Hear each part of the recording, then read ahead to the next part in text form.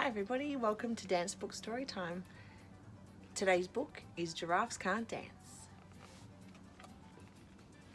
Gerald was a tall giraffe.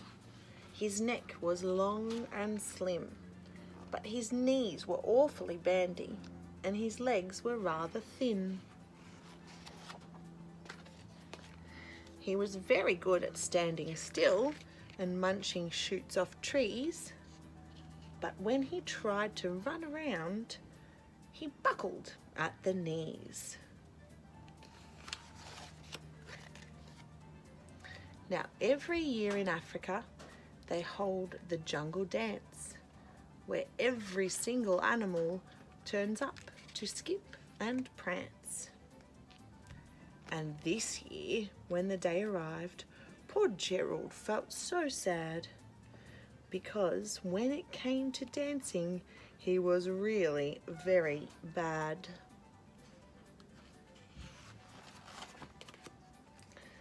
The warthogs started waltzing, and the rhinos rock and rolled. The lions danced a tango, which was elegant and bold.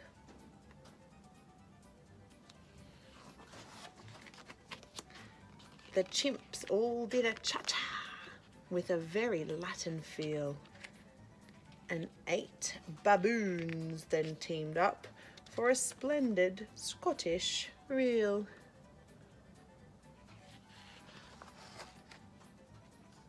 Gerald swallowed bravely as he walked towards the floor, but the lions saw him coming and they soon began to roar.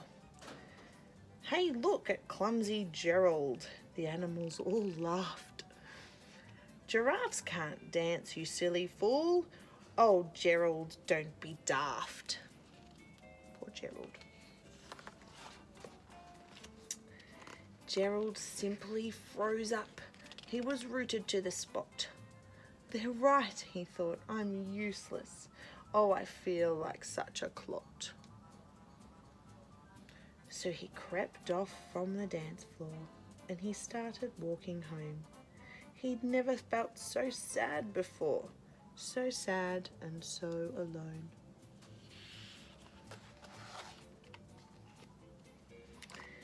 Then he found a little clearing and he looked up at the sky. "The moon can be so beautiful," he whispered with a sigh.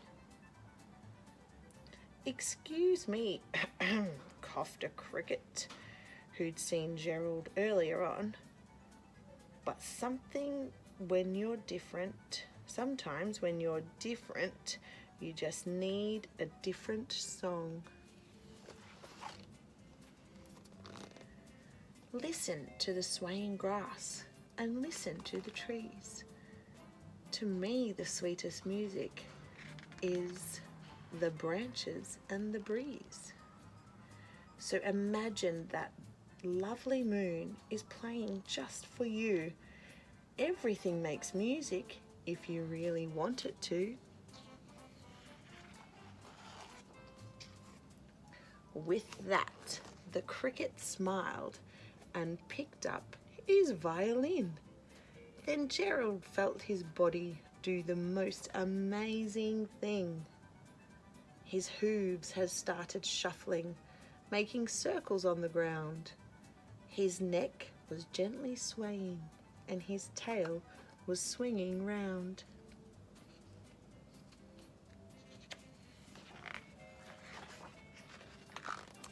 He threw his arms out sideways. He swung them everywhere. Then he did a backward somersault and leapt up in the air.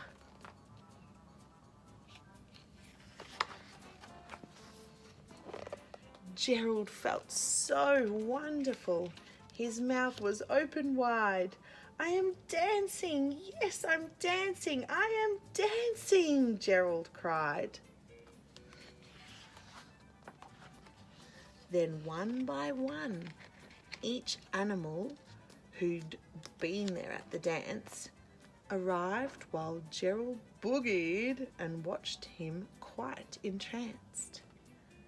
they shouted. It's a miracle! We must be in a dream. Gerald's the best dancer that we've ever seen.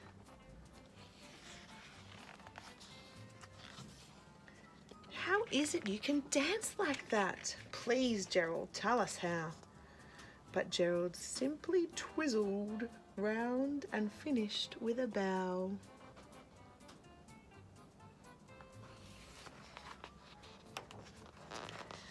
Then he raised his head and looked up at the moon and stars above. We all can dance, he said, when we find music that we love. And that's the end of the story. Thank you for joining me today for Dance Book Story Time. We'll see you next time.